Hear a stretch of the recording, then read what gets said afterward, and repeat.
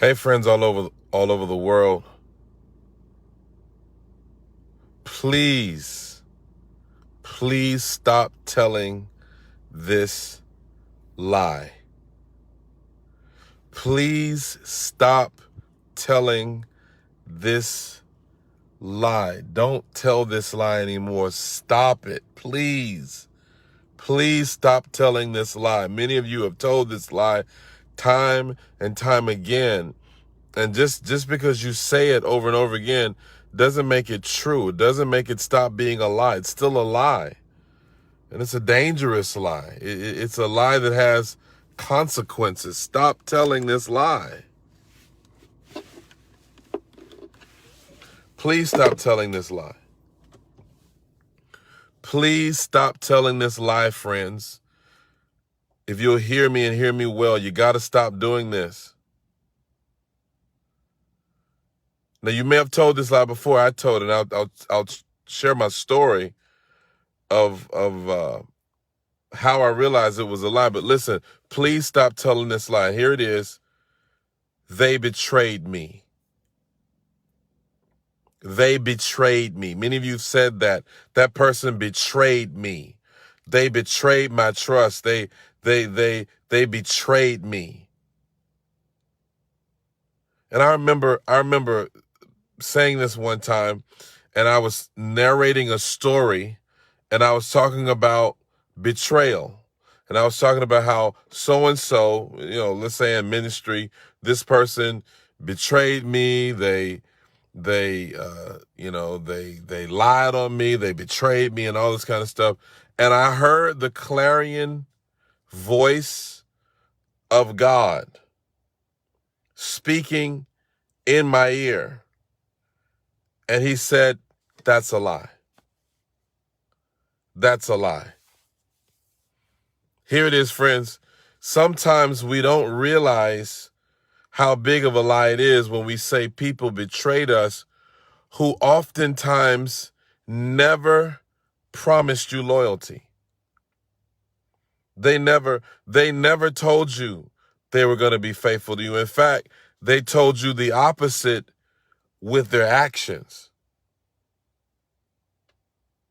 They told you the opposite with their actions. A lot of times, now this is not for everybody and every situation, because there is legitimate betrayal.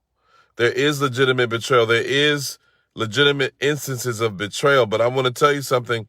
A lot of times, friends, we attribute fidelity to people who have never promised you that. In fact, they showed you who they were from the beginning.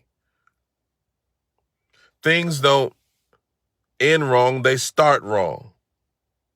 They showed you by their actions who they were and what they were going to do. Oftentimes, if you listen close enough, they told you that they didn't like you. They told you that they were not trustworthy. They told you that they couldn't be trusted. They told you that they didn't have character.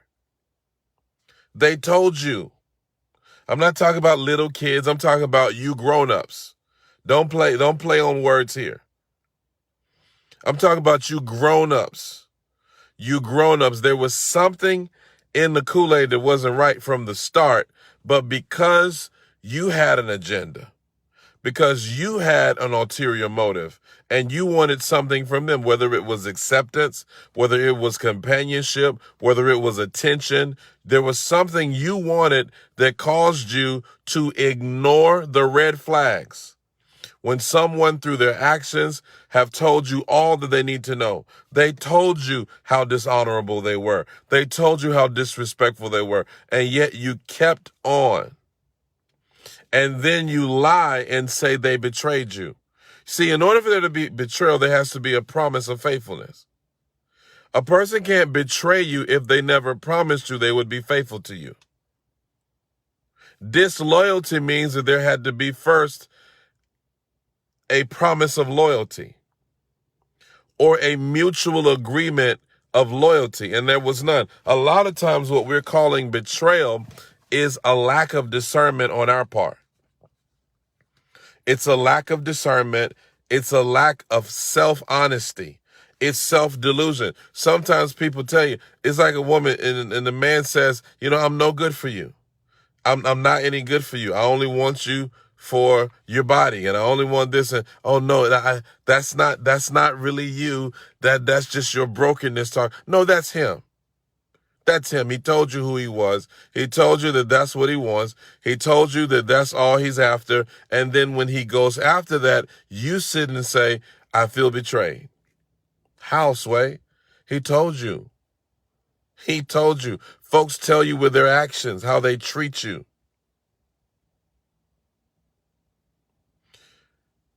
They show you through their actions, through what they do. Through what they do. But because of denial, you lie to yourself. You lie to yourself and you say, well, I was betrayed. I was betrayed. They betrayed me. There's a story. There's a story about a woman who she actually is driving in the snow during the wintertime. And this woman, she sees a snake on the side of the road. And so she sees this snake and her heart is filled with compassion. So she goes and she stops on the side of the road where the snake is. And she picks the snake up and the snake is frozen solid. The snake is like a block of ice. She picks up the snake, puts it in a pickup truck, wraps it in a blanket. When she gets home, she puts the snake near the fire, even makes the snake a cup of hot cocoa, just for good measure, to tell the snake, you know what, I'm going to help you out. And so what happens is that after several hours, the snake finally thaws out. And the first thing he does, he bites the woman. And the woman looks at the snake and says, how could you do this? How? I picked you up on the side of the road. I thawed you out. I put you next to the fireplace. I gave you a blanket and I gave you hot cocoa. And the first thing you did was bite me? How could you do that? And the snake says, lady, I'm a snake. Share this.